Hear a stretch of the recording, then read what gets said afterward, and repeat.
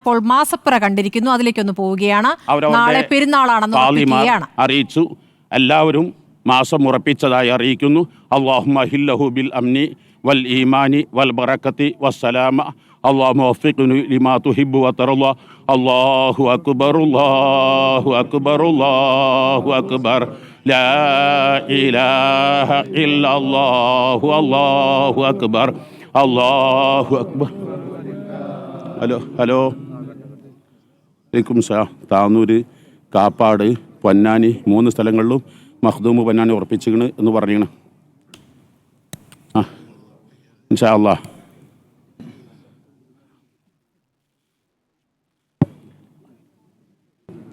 ഇന്ന് ഈ മാസപ്പിറവി കാണലോടുകൂടെ ചെറിയ പെരുന്നാളായി.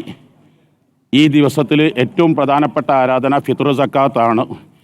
ഇന്ന് വരെയും 30 ദിവസം സാധു മുതലാളി വിവേചനമില്ലാതെ എല്ലാവരും വിശന്ന് അവശരായി.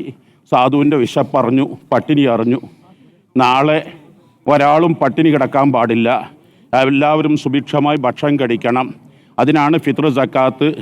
തൻ്റെയും തൻ്റെ ഭാര്യ, മക്കൾ, ആശ്രിതർ അവരുടെ പെരുന്നാൾ ദിവസത്തിൻ്റെ ഭക്ഷണം മറ്റ് അനിവാര്യമായ ചിലവ് കഴിച്ച് വല്ലതും മിച്ചമുണ്ടെങ്കിൽ ഒരാൾക്ക് 3 ലിറ്റർ 200 മില്ലി എന്ന തോതിൽ ഏകദേശം 3 കിലോ ഇവിടെ ലിറ്റർ അടിസ്ഥാനത്തിലാണ് പരിഗണിക്കേണ്ടത്.